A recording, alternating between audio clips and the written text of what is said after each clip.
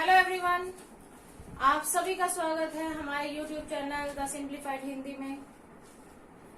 आज मैं आपके सामने अपनी एक नई वीडियो लेकर आई हूँ जो कि मैंने कक्षा 10 में से ली है। इससे पहले भी मैं अपनी बहुत सारी वीडियोस लेकर आपके सामने आई जो आपको बहुत अच्छी लगी और ये मुझे आपके कमेंट्स से पता चला।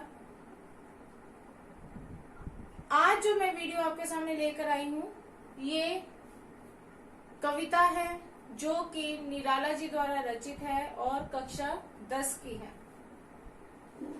अपने इस पाठ में निराला जी की दो कविताएं दी गई हैं, एक है उत्साह और दूसरी है अट नहीं रही। आज की मैं अपनी वीडियो में सिर्फ आपको उत्साह कविता की व्याख्या बताऊंगी। मैंने सिर्फ इतनी ही ली है, एक ही कविता ली है ताकि आप लोगों को इसकी व्याख्या जो है वो आसानी से समझ आ सके, मैं इसको बहुत गहराई से समझा सकूं। और दूसरी जो कविता है वो अपनी नेक्स्ट वीडियो में मैं आपके सामने लेकर आऊंगी। तो आइए शुरू करते हैं कविता उत्साह। ये कविता जो है वो निराला जी के द्वारा रचित है। निराला जी हिंदी साहित्य के बहुत ही प्रसिद्ध कवि हुए हैं। इन्होंने अपनी बहुत सी रचनाएं लिखी हैं। इनके जीवन काल में कहा जाता है कि इन्होंने बहुत ही संघर्षों का सामना किया, बहुत दुखों को देखा है। छोटी उम्र में ही इनकी पत्नी की मृत्यु हो गई। 14 साल में इनकी शादी हुई थी और कुछ समय बाद इनकी पत्नी की मृत्यु हो गई और उसके बाद कुछ समय के उपरांत ही इनकी बेटी की भी मृत्यु हो गई। निराला जी ने अपनी इस कविता में जो कि उत्साह है, इसमें उन्होंने बादलों को गरजने के लिए कहा है, गरजने के लिए और बरसने के लिए कहा है।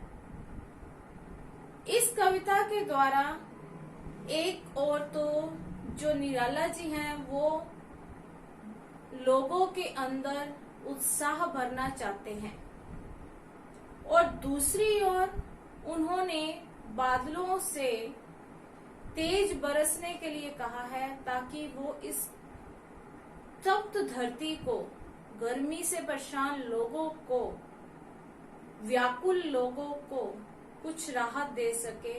जो लोग गर्मी से बहुत परेशान हो चुके हैं, अनमने हो चुके हैं और दुखी हो चुके हैं, ऐसे लोगों के अंदर एक संघर्ष की भावना पैदा करने के लिए और लोगों के अंदर एक नई क्रांति पैदा करने के लिए उन्होंने इस कविता की रचना की है।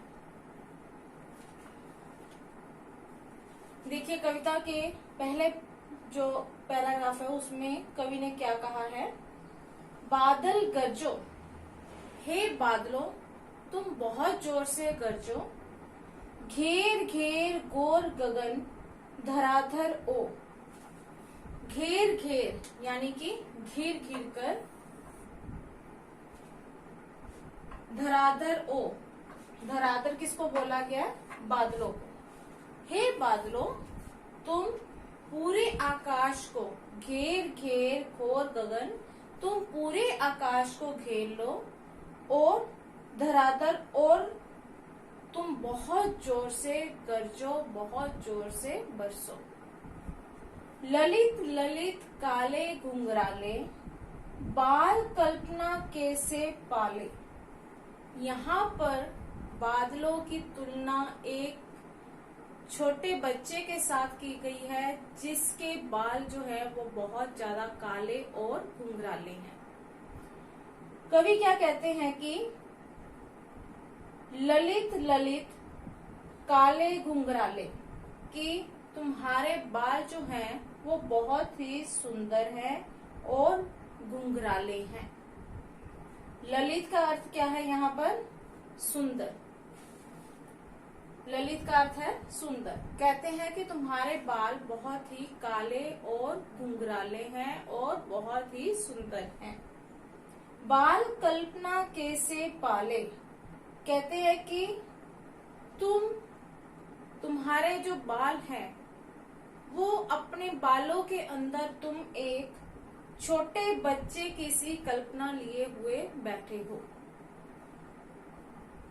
यानी कि तुम बहुत ही काले, सुंदर और घुंघराले बालों वाले हो और तुम्हारे बालों से तुम अपने अंदर एक बाल कल्पना लिए हुए बैठे हो। यानी कि यहाँ पर कवि ने बालों के जब आकाश में काले बादल छा जाते हैं तो उनकी तुलना जो है वो एक ऐसे बच्चे के साथ की है जिसके बाल काले और घुंघराले हैं। विद्युत छवि उनमें कवि नव जीवन वाले। कवि क्या कहते हैं? विद्युत छवि उनमें, तुम्हारे हृदय में, तुम्हारे मन में एक विद्युत सी छवि है। विद्युत क्या होता है? बिजली। कहते हैं कि जिस प्रकार बिजली चमकती है, उसकी आभा चारों तरफ फैल जाती है, उसी प्रकार तुम्हारे मन में एक विद्युत छवि सी बनी हुई है। नव जीवन वाले, तुम लोगों को एक नया जीवन देने वाले हो। यानी कि उसी बिजली की जो छवि तुम्हारे अंदर भरी हुई है, उसी बिजली की छवि जो है, यानी उसी बिजली की जो आभा है, तुम लोगों के अंदर फैला दो। क्यों? क्योंकि तुम लोगों को नव जीवन देने वाले हो, यानी कि एक नया जीवन देने वाले हो। वज्र छिपा नूतन कविता, फिर भर दो बादल गरजो। कवि क्या कहते हैं कि हे बादलों, तुम इतनी जोर से गरजो कि तुम लोगों के अंदर एक नूतन कविता, यानी कि एक नई कविता को तुम लोगों के अंदर भर दो। और तुम्हारे अंदर वज्र छिपा हुआ है, यानी कि इतनी भयानक आवाज तुम्हारे अंदर छिपी हुई है कि तुम जब गरजोगे और तुम्हारी जो भयानक आवाज होगी, वो आवाज जो है वो लोगों के अंदर एक नया जीवन देने वाली होगी और तुम लोगों के अंदर एक नई कविता को भर सकते हो। इसलिए कवि ने उस बादलों को कहा है कि तुम जोर से गरजो। आगे क्या कह रहे हैं? विकल विकल उन्मन थे उन्मन। अब यहाँ लोगों की बात की गई है कि बादलों के ना आने से लोग कैसे थे। क्या कह रहा है कवि? विकल विकल उन्मन थे उन्मन। विकल क्या होता है? परेशान। यहाँ पर ये अर्थ दिया हुआ है, विकल का अर्थ दिया हुआ है परेशान। उन्मन का अर्थ क्या है? अनमने। कवि कहता है कि वर्षा ना होने के कारण लोग जो थे वो बहुत ही ज्यादा परेशान थे और बहुत ज्यादा अनमने हो चुके थे।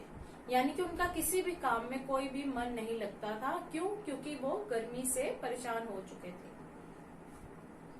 विश्व के निदाद के सकल जन। निदाद का अर्थ क्या है? गर्मी।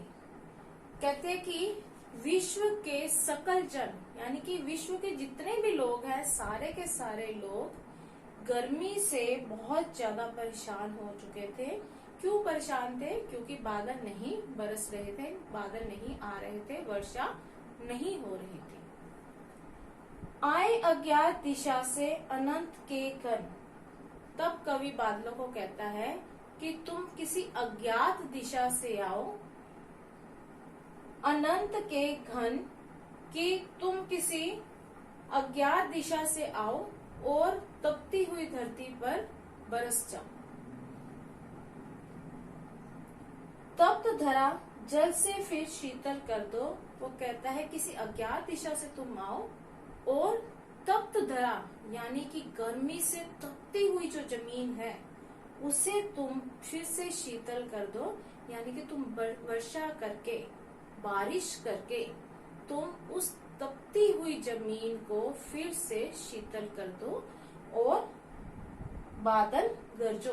कवि क्या कह रहा है कि बादलों तुम इतनी जोर से गरजो, इतनी जोर से बरसो कि तुम तपती हुई धरती को शांत कर दो और लोगों के अंदर एक नए उत्साह का संचार कर दो। इसमें कवि ने क्या कहना चाहा है कि वर्षा नहीं होती, धरती क्या है?